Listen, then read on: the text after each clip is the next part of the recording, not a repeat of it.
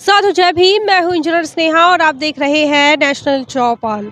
आखिर बहुजन समाज पार्टी की इन गलियों में शांति क्यों है, क्यों वीरान है ये गलियां? आखिर क्या मामला है, क्या हो रहा है बहुजन समाज पार्टी के अंदर खाने में? जी हाँ दोस्तों, बताएं कि बहुजन समाज पार्टी का काम करने का अपना एक तौर तरीका है।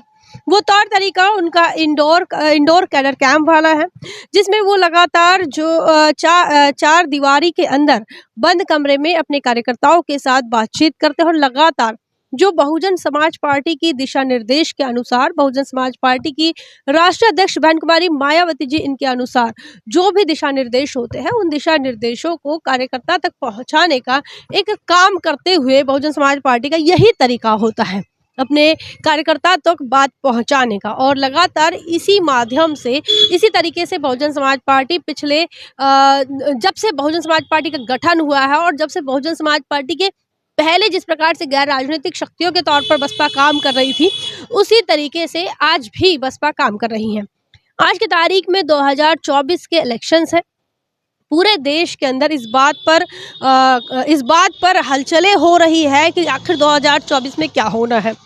2024 को लेकर कांग्रेस ने अपनी कमर कस ली है। राहुल गांधी लगातार पैदल मार्च कर रहे हैं, भारत जोड़ो न्याय यात्रा के माध्यम से लोगों तक पहुंचने का काम कर रहे हैं। वहीं आपको बताएं, समाजवादी पार्टी के अखिलेश यादव अपनी पार्टी को मजबूत बनाने को लेकर लगातार सोशल मीडिया पर समाजवादी पार्टी की एक्टिविटीज को शेयर कर रहे हैं।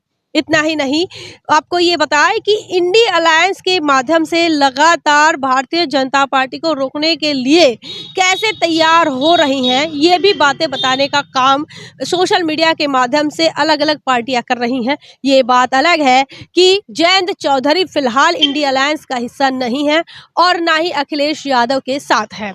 ये भी बात अलग है कि नीतीश कुमार अभी इंडी अलायंस का हिस्सा ना होकर एनडीए का हिस्सा बन गए, लेकिन बावजूद इसके 2024 के लिए विपक्ष के तरफ से बड़ी रणनीति या फिर बड़ी हलचल देखने को मिल रही है। वहीं आप देखें दूसरी तरफ तो बहुजन समाज पार्टी की क्या हलचलें हैं, किसी को कानो कान खबर नहीं हो रही। आज की तारीख में हम बहुजन समाज पार्टी के प्रदेश कार्यालय लखनऊ के सामने हैं और आप देख सकते हैं, जब यहाँ पर बातचीत करने से, जानकारी इकट्ठा करने के बाद ये पता चला है कि बहुजन समाज पार्टी की लगातार इंडोर बैठकें हो रही हैं। बहुजन समाज पार्टी की राष्ट्रीय अध्यक्ष बहन कुमारी मायावती जी मंडल वाइज बैठकें कर रही हैं और तमाम मंडल के कार्यकर्ताओं के साथ बातचीत जारी है।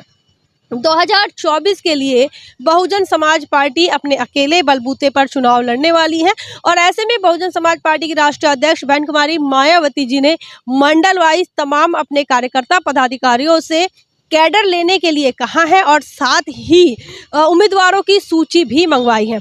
तो प्रत्याशियों की सूची को लेकर बहन कुमारी मायावती जी के बड़े दिशा निर्देश थे। इसी के साथ साथ आने वाले 2024 को लेकर बहुजन समाज पार्टी दलित मुस्लिम गठजोड़ पर काम कर रही है। पिछले लोकसभा चुनाव में बहुजन समाज पार्टी का समाजवादी पार्टी के साथ गठबंधन था और इसको देखते हुए तमाम जो रिजल्ट आए उसमें कहीं ना कहीं बहुजन समाज पार्टी के इन 10 सीटों को लेकर ये सवाल खड़े किए जाते हैं कि इसमें समाजवादी पार्टी की बड़ी भूमिका है। वहीं समाजवादी पार्टी के पास 5 ही सीटें केवल बच गई, उसमें आज के तारीख में समाजवादी पार्टी के पास मात्र 3 सीटें हैं। बावजूद इसके समाजवादी पार्टी को लेकर ये बात नहीं कही जाती कि बहुजन समाज पार्टी की वजह से समाजवादी पार्टी के पास कम से कम 3 तो सीटें हैं, वरना कुछ ना होती।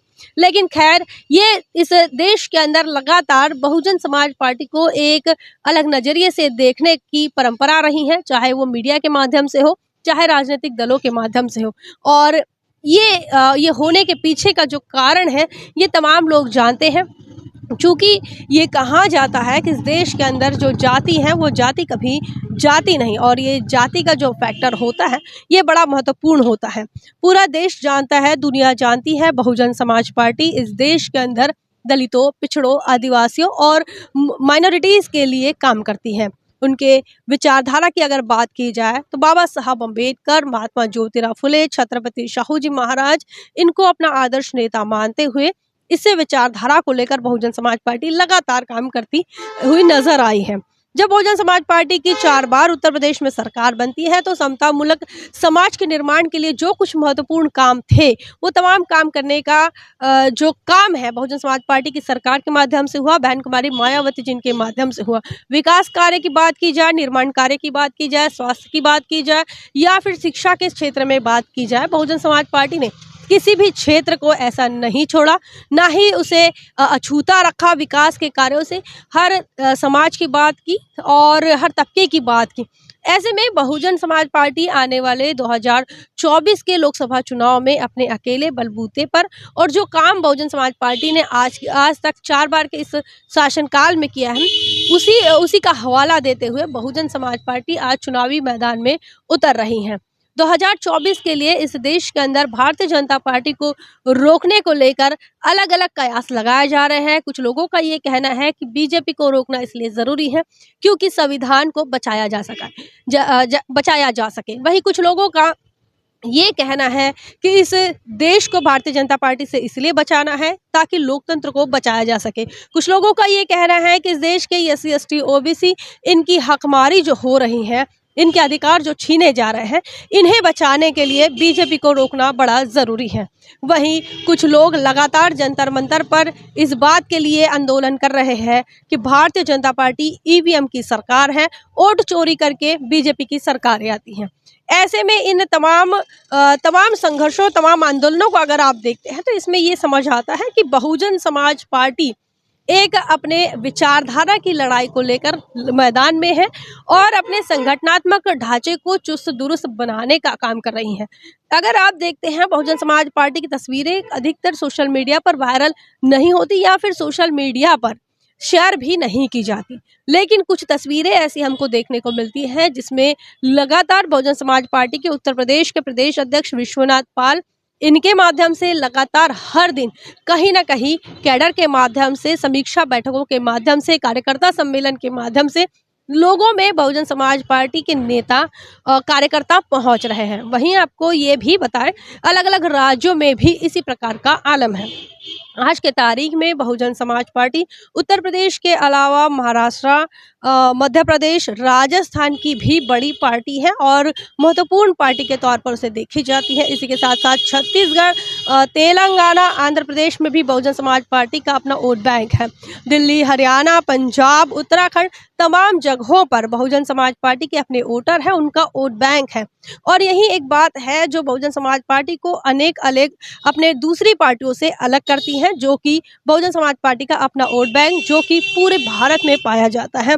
पूरे भारत में उनका अलग अलग जगहों पर, अलग अलग क्षेत्रों में, अलग अलग राज्यों में उनका अपना संगठन है, स्टेट वाइज है, जिला वाइज है और विधानसभा वाइज है। और यही महत्वपूर्ण बात है कि जो बहुजन समाज पार्टी को अन्य पार्टियों से अलग भी करती है और मजबूत भी दिखाती है। अगर उत्तर प्रदेश की बात करें तो उत्तर प्रदेश में जो लोकसभा के चुनाव होने जा रहे हैं, इन लोकसभा के चुनाव में जो उत्तर प्रदेश की 80 सीटें हैं, इन 80 सीटों पर बहुजन समाज पार्टी की भी नज़र है। जिस प्रकार से तमाम दलों की नज़र है, उसी प्रकार से बसपा की भी नज़र है और बहुजन समाज पार्टी खासकर उन सीटों को टारगेट कर रही है जिन सीटों पर दलित और मुसलमान ये गठजोड़, ये जो गठबंधन है, वोटर्स का गठबंधन जब काम करेगा, इस बात का इंतजार बहुजन समाज पार्टी कर रही है और यही काम अंदर खाने हो रही हैं। फिलहाल गठबंधन के कोई आसार नहीं है, लेकिन बहुजन समाज पार्टी की राष्ट्रीय अध्यक्ष हम देख पा रहे हैं कि कांग्रेस पर उतनी हमलावर नहीं है। उन्होंने कांग्रेस को लेकर जो अपने तेवर है, वो जो सख्त मिजाज है, उसे अभी कम कर दिए हैं। तो इससे और भी कुछ शंकाएं और कुछ और उम्मीदें नज़र भी आ रही हैं, लेकिन बहुजन समाज पार्टी कोई कसर छोड़ नहीं रही है। अकेले बलबूते पर चुनाव लड़ने की पूरी तैयारी कर रही हैं। आपका क्या मानना है? कमेंट सेक्शन में ज़रूर लिखिए। बने रहे नेशनल चौपाल पर। तब तक के लिए जय भीम, जय भारत।